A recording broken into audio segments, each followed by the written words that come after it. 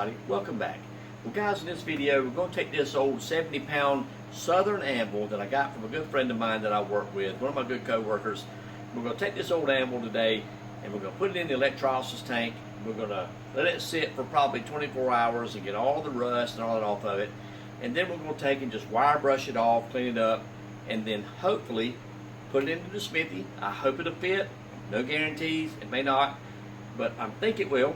And face this thing off and clean it up, and then we're going to repaint it and, you know, set it up out here and use it when we want to, or look at it or whatever. So anyhow, that's what we're going to do in this video, guys. I'm so glad you're here with me. Let's get after it. Alright, so we get the old electrolysis tank out, clean up my anodes, get them stuck in there, get ready for make a good connection, and I get my laundry booster right there, Arm & Hammer super washing soda, and I put that in the bottom, mix it up with water, you know, get my anvil in there, fill the tank up, you know, just keep stirring it, mix it in that laundry booster there, and then, you know, once it gets full, I just make my electrical connections, and dude, you'll see it just takes off, it goes right to work. I mean, you can see there, it's already starting to cook and take that rust off of that anvil. So we're going to leave it in there overnight. Alright guys, so you can see that this anvil's been cooking in this electrolysis tank now overnight, and you know, look at all the rust that comes off of it. It goes to all 4 points where you have these anodes, I guess you call them, the sacrificial element. And man, it's just pulled that rust off of it. And when we pull the anvil out, it will still appear to be a little rusty, but that rust, it'll just wipe off with a rag, okay? So what we'll do is we'll get it pulled out here, set up on the workbench, take a look at it, and then we'll take it outside, wash it, clean it up good.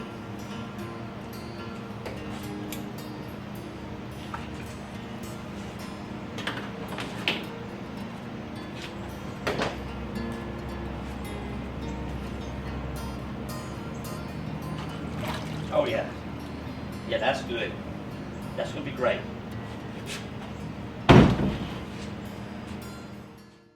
Alright, so there we go, man. We got it set up on the workbench there, and watch how what appears to be rust is just kind of on the surface there, and it just wipes right off with a rag. And what I'm going to do now is just, you know, just for demonstration, I'm going to hit it a lick or two, but I'm going to take it outside here and get the pressure washer out, and we're going to wash this thing off real good.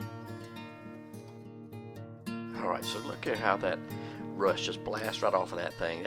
It's really just almost like mud on top of the anvil at this point. It's not really like attached to it anymore. That's the great thing about using electrolysis. It completely just detaches from the metal. And here I just went and got my big side grinder band, my big Milwaukee, and it's got a nice big cut brush on it. And I just go over it again with that after the anvil dried, and it just gets that last little bit of residue, maybe any old paint or anything that may be on it. Just cleans it up real good and gets it ready for treatment. So after I do that with the electrolysis tank and hit it with a wire brush, I'll take this stuff here that I get from Tractor Supply called Rust Cutter, and it's just some type of acid. There's another name for something called Osphode. It's very similar. You can buy it online different places, but I just treat my bare metal with that, and what it does is I don't want to say that it blues it, but it definitely treats it and gives it that dark metal color, and it will not flash rust after that. We got this thing clamped down on the table here on the Smithy, and we got the fly cutter in here set up. I've got the machine ready to go, and all I do now is just, I'm going to try to make some light passes on this tool steel, you know, top that's on the anvil, and try to true it up a little bit. We'll see what it'll do. I don't know if it's going to cut it or not, but we're going to give it a try. You know, nothing ventured, nothing gained. So let's get after it.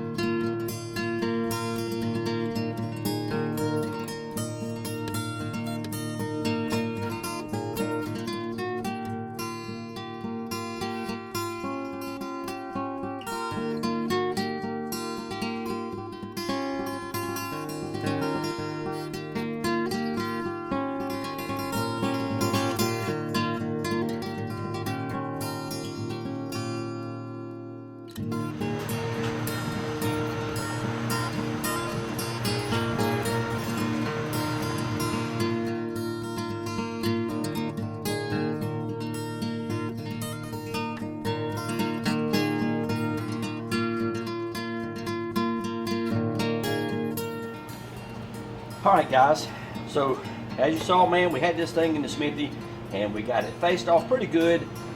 There is a spot right in here that was just too low, too thin. There's no way I could just machine that. I was going to have to take off too much material back here, and you may say, well, dang Andrew, I mean, how much material? That thing's that thick. But the little tool steel part that's forge welded on top of this anvil is not that thick, okay? It's, Lord, it's probably at best a quarter of an inch, maybe less. And so you couldn't go crazy, just keep machining. You would machine off the tool steel, especially on this high end, to get this low end here cleaned up. So anyhow, it's looking good. I'm real pleased with it, man. That's smooth as a baby's butt right there. And this little part here just has a few little dings in it, and I'll get you a little closer there.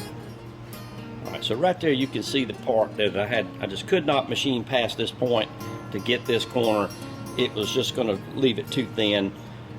In fact, true anvil people were probably upset that I machined it at all, say I ruined it, that you needed all the tool steel you could get. But I mean, hey, it was already beat all to pieces and the anvil was dead, and I wanted it to at least look good, All right, so the next thing we're going to do now is I'm going to get my grinder out, and we're going to work on this point right here and see if we can't get that point there cleaned up a little bit. And then I think I'm going to tape up the face up here, and I'm going to put some paint on it.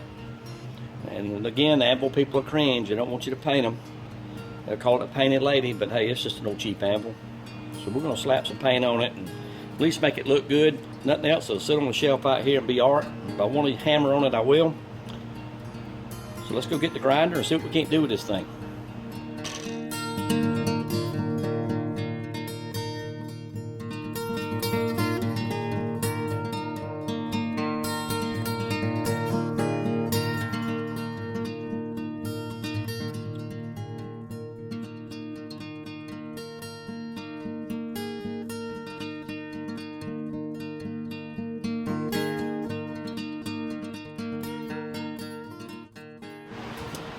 Alright guys, so we got this thing all cleaned off, and I washed it off good with some acetone that I had. I was out of lacquer thinner, I would have used that.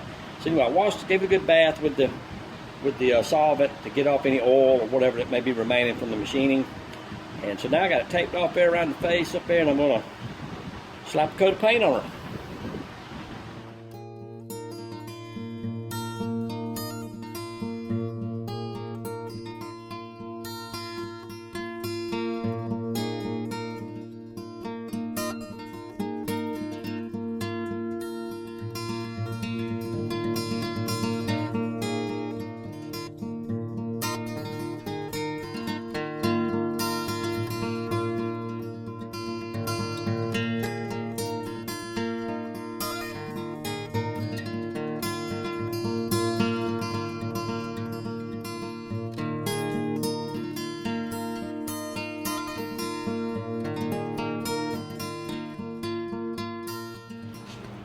Alright everybody, we've got this old anvil done, and we've got it all painted up. The paint's not dry yet. It's going to need to sit probably a good 24 hours before I try to mess with it.